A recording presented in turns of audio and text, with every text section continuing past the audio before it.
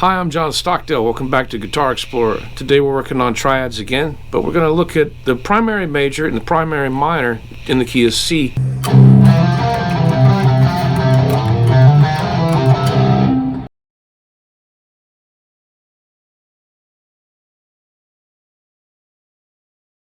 We're going to play only those, the 1, the 4, and the 5 major with the root on string 1. So here's C, here's E, here's G, and we're just going to play that shape, getting used to the 3 shapes, the 1 chord, the 4 chord, and the 5 chord, G major.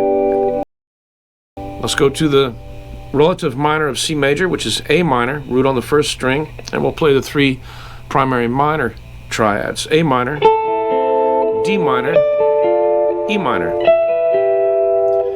Okay, so we're done with those set of strings with the root on string 1. Let's go to this root on string 2 and find the notes of the primary majors, C major, F major, G major. We find the note C on the second string,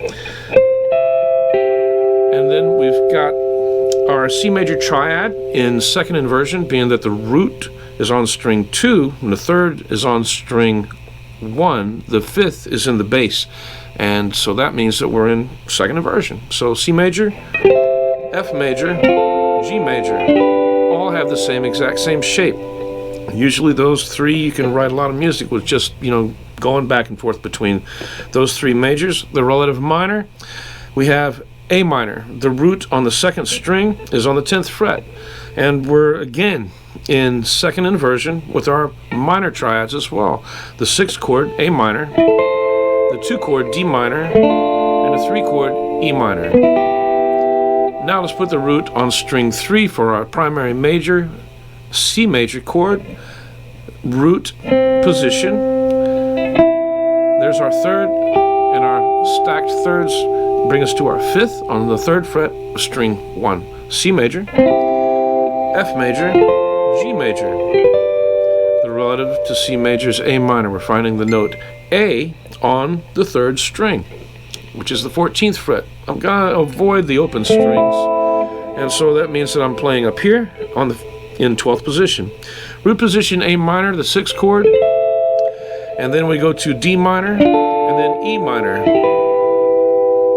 Okay, now we move to strings 2, 3, and 4 and do the same thing. So we look for C on the 2nd string, and we're in first inversion.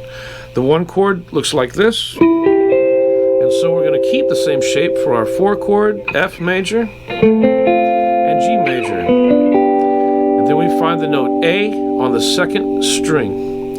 So we have the note A and C and E in first inversion, A minor, D minor, and E minor.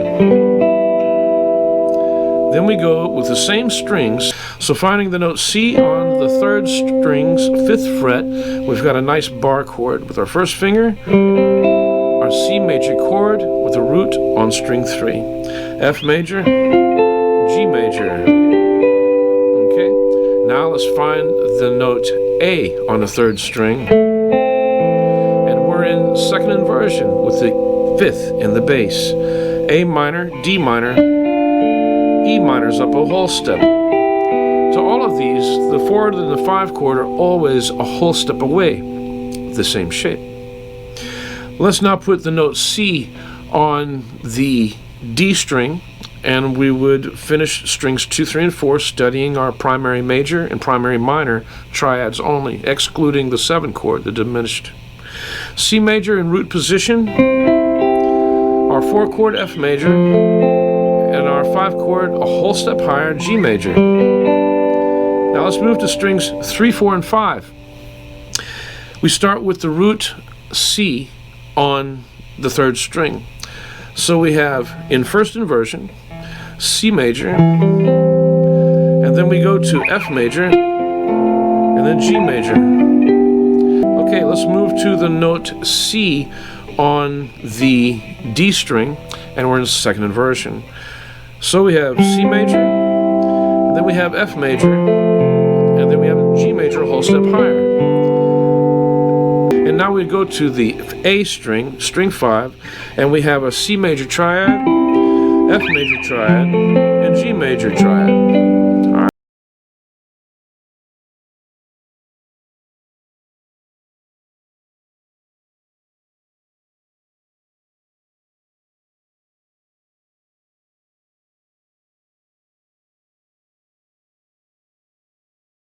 Well, there you go.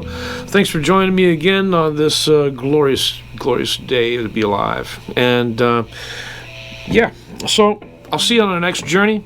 I hope that you had fun with that. It's a quick little under a 10-minute study on just where the minor and major primary triads are.